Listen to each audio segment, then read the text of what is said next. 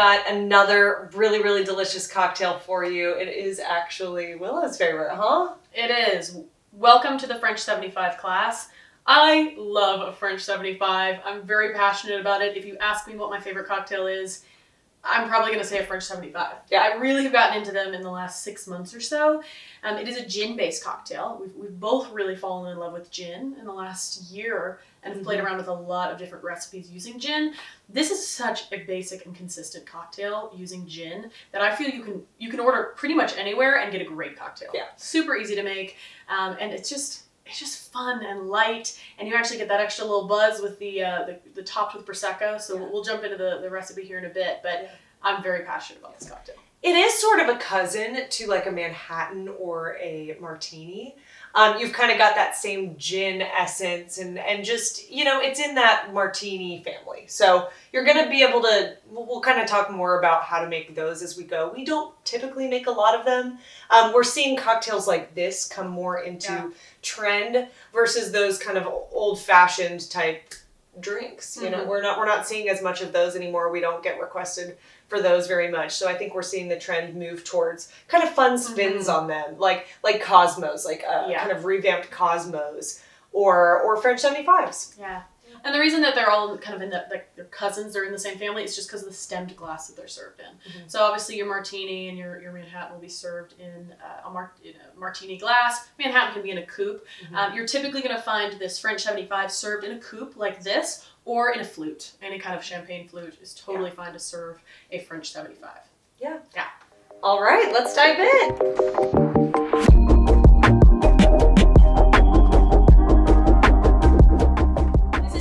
Cocktail. So we're going to start with our shaker here, and we are just going to start by adding ice. Typically, you know, with any kind of stemmed glass that isn't going to be served over ice, you do want it to be chilled. So what we can do is we can put a few ice cubes in here in the glass and set it to the side just so that it gets cold. We'll just put that clump in there. Either do that or just have it in your fridge so that it becomes icy and you've got a really chilled glass that just accentuates the cocktail. So now that we've got ice in here, we are going to start with our most expensive ingredient, typically our first step, which is our gin. This is a little bit less than our typical cocktail pour, which is 1.5 ounces. We're just going to do 1 ounce because we are adding the Prosecco later.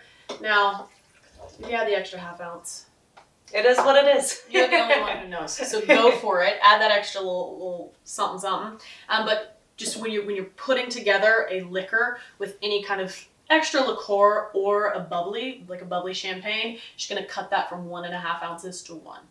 Gin is a really, really interesting liquor. And it's something that, you know, if you've got a nut allergy, be careful because we find that a lot of people haven't tried gin yet. It's coming back into style. It was a very Prohibition era liquor. And so it's coming back into trend, and we're still finding that not everybody has tried it yet. So if you've got a nut allergy, you want to be careful because this is actually made from juniper. So juniper is a cousin to pine, and of course anyone with nut allergies often has some sort of pine allergy because they've got those pine nuts. So it's really, really good. It's almost got an herbal essence to it. Totally. They always pair really, really well with, or gin always pairs really, really well with elderflower liqueur or you know, rosemary or any kind of other herb. It kind of accentuates that herbal essence of the gin. Absolutely. If you do at this point want to add that ½ ounce of elderflower liqueur, Saint Germain is our favorite. We love Saint Germain. Feel free to do that. That's going to be delicious. It is. So once you've got that in there, we're going to add our simple syrup. I'm just going to do 1 ounce of simple syrup here. 1 ounce. We are using our classic honey simple syrup per usual. No one is surprised. If you do have some of that rosemary simple syrup left over from when you made the Paloma, this is a really, really great cocktail to add it. Totally. I'm starting now with our citrus, so we're going to be using, I'm going to go ahead and I really love citrus, so I'm going to do a full lemon here, also it's not that juicy. So I'm just going to do 1 full lemon. Now, the French 75 does have a very fun history. So it's actually a World War II era cocktail. It's actually named after an artillery weapon used by the French. It's called like a 75 millimeter something or other, you know. We're no war experts. We're bartenders. We're bartenders. But it's named after that because it's said to give the kick of that 75 millimeter artillery weapon. So it's really fun. It was actually invented in France. And then the American soldiers, there was a bar specifically in France that it was sold, and it was one that American soldiers often frequented, and they fell in love with it, brought it back to New York specifically, and was served in a famous New York bar for years, and that's kind of how it gained popularity in the U.S. Totally. I'm going to give this a shake. As you can see, we are not, I'm not sure if you can hear me, we're not going to add our bubbles yet because, as you've probably heard us say before, and you'll hear us say again, don't shake bubbles. So we're going to wait on that. You'll notice I am going to take the ice out now. You do not want to serve this cocktail over ice. You don't want it watered down. It's already really, really ice cold after being shaken, and we've got our chilled bubbly here, so no need to add ice. Nope. And you can see we've got some frost on the glass here. Dump the extra water out.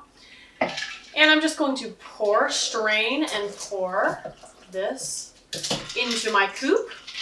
Get all of that out of there.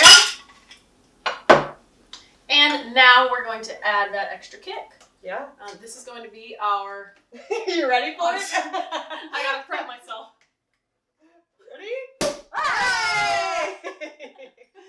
So what's so funny, I always have Jess open the champagne bottles because I'm just so jumpy. And even if I'm the one opening it, I don't know, it's like a Jack in the Box for me, to be honest. It really is like, you're like, oh, what is it? Yeah. So thank you, Jess, for carrying that part. Just a note on opening those bottles. You'll always want to keep your thumb. We've seen a few. We haven't had an incident in our careers, but we have seen incidents where if you don't keep your thumb over that while you're twisting it, if that bottle has been shaken in any way at any point, it is going to just pop off. Could hurt somebody. Could cause some property damage. Be careful. So you want to always keep your thumb over it. Keep your hand on it the entire time, and then pop that thing off.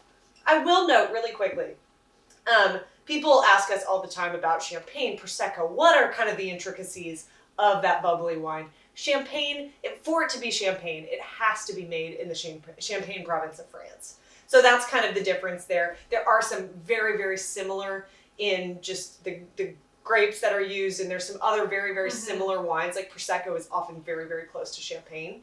It's just often made in California or somewhere else. So in either work totally fine for this. Whatever you want to spring. Yes, especially because, don't stress about buying the most expensive bottle of champagne or the most expensive bottle of Prosecco for this cocktail. When you're making a cocktail, it doesn't matter as much, the quality of it, just because you're mixing it with other things.